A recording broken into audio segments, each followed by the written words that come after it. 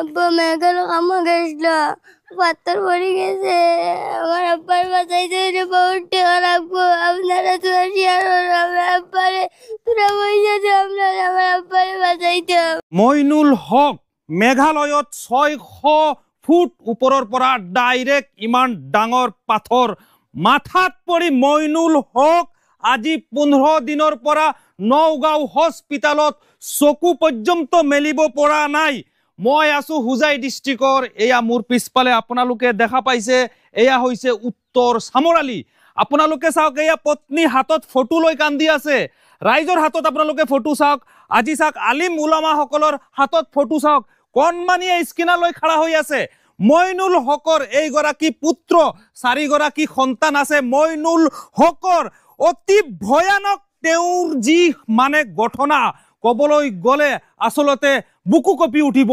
মেঘালয়ত 600 ফুট ওপৰৰ পৰা পাথৰ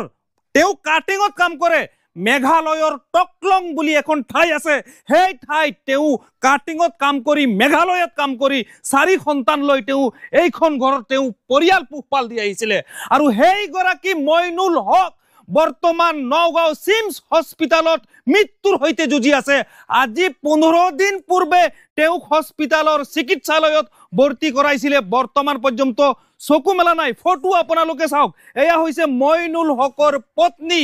আজি কান্দি আছে দিনে নিখাই কান্দি আছে উপায় নাই মইনুল হকৰ মাত্ৰ 6 লুচা মাটি 6 লুচা এইফালে যি গড়খন আপোনালোকে দেখা পাইছে এয়া 6 লুচা মাটিত কেৱল এই গড়খন তেওঁ নিৰ্মাণ কৰিছে 6 লুচা মাটি বিক্ৰী কৰিলেও সম্ভৱ নহয় মইনুল হকক বচাব কাৰণে যাৰ বাবে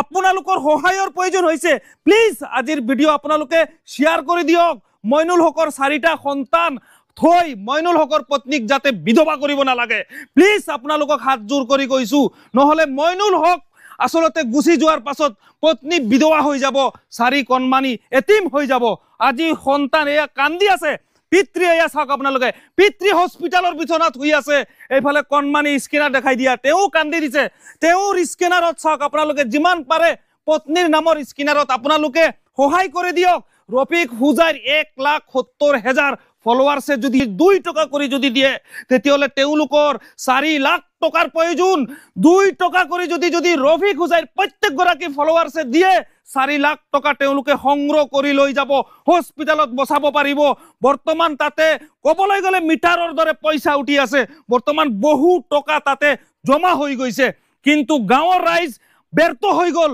তেওঁলোকে আজি 15 দিন ধৰি কালেকশন কৰি আছে ঘৰে ঘৰে গৈ আছে বজাৰে বজাৰে গৈ আছে মাত্ৰ তেওঁলোকে 10,000 টকা এটা সংগ্ৰহ কৰিছে আপোনালোকে কমসে কম 50,000 শেয়াৰ হ'ব লাগে প্লিজ আপোনালোকে শেয়াৰ কৰি দিয়ক আৰু মইনুল হকক বচাই দিয়ক আপোনালোকে জানে মেঘালয়ত বহুত মানুহ আজি পৰ্যন্ত মৰি আছে তাতে নিজৰ পেট পোহপাল দিবলৈ পৰিয়াল পোহপাল দিবলৈ পত্নীৰ মুখত এমুঠি খাদ্য যোগান ধৰিবৰ কাৰণে যুগ যুগ ধৰি মেঘালয়ত মানুহ কাম কৰিবলৈ যায় আৰু এনে ধৰে পৰিবেশ হোৱাৰ পাছত এই দৰিদ্ৰ দুখীয়া ঘৰৰ পৰিয়ালৰ মহা সমস্যা মহা ডাঙৰ তেওঁলোকে বিপদত পৰি যায় যেটো কাটিঙৰ কাম কেৰেন দি কাম কৰে তাতে 600 ফুট তলত ডাইৰেক্ট ওপৰৰ পৰা যেতিয়া কেৰেন উঠি আছিল আৰু কেৰেন সাইডত যেতিয়া খুন্দা মাৰিছিল তাৰ পৰা ডাঙৰ পাথৰ ডাইৰেক্ট মইনুলৰ মাথাত পৰি পুৰা মাথা পৰ্যন্ত ফাটি পেলাই পাথৰ ভিতৰত ঘুমাই গল যাৰ বাবে তেওঁ মানে সংকটজনক অৱস্থাত আছে নগাঁও সিমস হস্পিটালত প্লিজ অসমবাসী ৰাইজ আপোনালোকে প্ৰত্যেকখন ডিস্ট্ৰিক্টৰ পৰা আপোনালোকে শেয়াৰ কৰক মইনুল হকৰ এই ভিডিও বনাবৰ কাৰণে মই আজি 5 দিন ধৰি গুৱাহাটীত মই আসলতে বেলেগ প্ৰগ্ৰামৰ কাৰণে গৈছো তেওঁলোকৰ দেৰি হৈ যায় উপায় নাই যাৰ বাবে মই গুৱাহাটীৰ পৰা ডাইৰেক্ট আহিছো তেওঁলোকৰ ঘৰত এই ভিডিও বনাই আকৌ মই এই প্ৰগ্ৰাম ধৰিবৰ কাৰণে মই গুৱাহাটী যাব লাগিব প্লিজ চাওক এনেকা সিচুৱেশন এনেকা মহা সিচুৱেশনৰ মোকাবিলা মই প্ৰায় আপোনালোকে জানে মই কৰি থাকো গতিকে আপোনালোকে প্লিজ আপোনালোকে শেয়াৰ কৰি দিব আমার বেটা গেছলাম মেঘালয় গিয়া 6 ফুট নিচে গিয়া খোলা কাটিব পাথরের যেমন সেটা ঘুমাতে পারতেছে বর্তমানে সিম হসপিটাল নগাঁও আছে স্যার মোর 4টা হরুতা 4টা হরুতা লই আছে আমি খানো যাইমু আমার সারা শেয়ার করিয়া গোটা ভিডিও আমার কিছু সাহায্য সহায়তা করে জানি আসামবাসী রাইজের কাছে সারার কাছে আহ্বান জনাইলো আমি আজি আলিম ওলামা আজি হুজুৰ সকল চাক তেওঁলোকে আসলতে ওলাই আহিছে মইনুল হকক বচাব লাগে যিকোনো মুহূৰ্তত বহুত পয়সা লাগবো আমরা বাপ মরে গেলে খাও নাই 2 দিন তো শেয়ার করো আমার মাটিও নাই যেন বেরিয়ে দিতে আমার আব্বা আরে বাঁচাইতে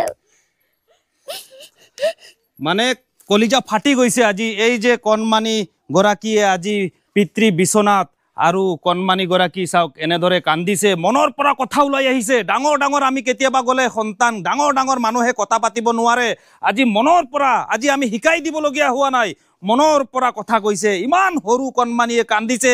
আপোনালোকে এই কণমানিৰ কান্দোনৰ চকুৰ ফানিৰ ফালে চাই আপোনালোকে প্লিজ ভিডিঅ' আপোনালোকে এবাৰ আপোনালোকে ভিডিঅ'টো শ্বেয়াৰ কৰি দিব যাতে এই কণমানিৰ চকুৰ পানী যাতে অথলে নাযায় যাতে এই কণমানিৰ চকুৰ পানী যাতে আমি সকলোৱে যাতে ঘূৰাই দিব পাৰোঁ আপোনালোকৰ বাবে একমাত্ৰ সম্ভৱ হ'ব যদি 4 লাখ টকা আপোনালোকে 2 টকা 5 টকা 20 টকা যোনে নোৱাৰে আপোনালোকে শ্বেয়াৰ কৰি দিব আজি পত্নী একফালে কান্দিছে আজি কণমানি সন্তানে একফালে কান্দিছে ফোন পে নম্বৰটো মুখস্থ কৰি দিয়ক 8099308073 কাৰ নামত আছে মোৰ নাম আপোনাৰ নিজৰ নামত ন হয়। মইনুলৰ পত্নী আপুনি হয় মইনুল হকৰ পত্নীৰ ফোন পে নম্বৰ কৈ দিছে তেওঁৰ নিজৰ নামতে আছে ফোন পে নম্বৰ আৰু স্কেনাৰো তেওঁৰ নিজৰ নামতে আছে নামটো আকৌ কৈ দিয়কচোন ৰেজমিনা বেগম ৰেজমিনা বেগমৰ নামত আছে গতিকে প্লিজ আপোনালোকে আজি এই পৰিয়ালটোক উদ্ধাৰ কৰি দিয়ক ইয়াৰ বাহিৰে আৰু কোনো একো সাহাৰা নাই মেঘালয়ত গতিকে সাৱধান হওক আপোনালোকে মেঘালয়ত আসলতে এনেধৰণৰ বহুত ঘটনা হৈছে কিছুমান মানুহ মেঘালয়ত এটা খুনিত এটা কয়লাৰ খুনিত মৰিছে 4টা 5টা মানুহ মৰিছে কিছুমান গাঁৱৰ মানুহ গৈ তাতে ওপৰত জানজা কৰি আহিছে তলৰ পৰা ইমান তলৰ পৰা মানুহ উঠোৱা সম্ভৱ নহয় কাৰণ মেঘালয়ৰ এই মানে ক'বলৈ গ'লে বহুত মানুহ আজিলৈকে মেঘালয়ত মৰিছে বহুত পত্নী বহুত ল'ৰা ছোৱালী আজিলৈকে পত্নী বিধৱা হৈছে ল'ৰা ছোৱালী এতিম হৈছে গতিকে মেঘালয় একদম মানে এনে কঠিন কামত গ'লে আসলতে পইচাও মানে তেওঁলোকে উপযুক্তভাৱে চাক ইমান দিন যে কষ্ট কৰিছে মেঘালয়ত বহু বছৰৰ পৰা যে পৰিয়াল পোহপাল দিছে আজিলৈকে মাটি তেওঁৱে আধা বিঘা কিনিব পৰা নাই মাত্ৰ 12 লুচা মাটিত তেওঁ ঘৰ বনাই বহি আছে আজি হস্পিটালৰ বিপদৰ সময়ত তেওঁ 1 লাখ টকা এটা তাতে জমা দিব পৰা নাই তাৰ মানে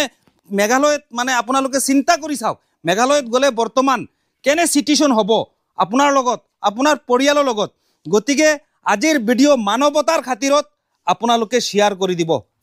আৰু মোৰ লগত আছে এগৰাকী হুজুৰ আছে মোৰ লগত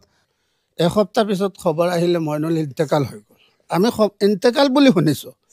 তাৰপিছত ঘৰৰ মানুহ গৈছে নীলবাগানলৈকে গৈছে তাৰ পৰা গাড়ী দি আনিছে আনি নগাঁও তাত এডমিট কৰিলে এতিয়া কিমান পইচাৰ প্ৰয়োজন বৰ্তমানলৈকে 3 লাখ গুচি গ'ল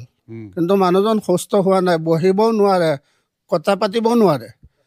ডক্টৰে কৈছে যে বহুত পইচাৰ দৰকাৰ এতিয়া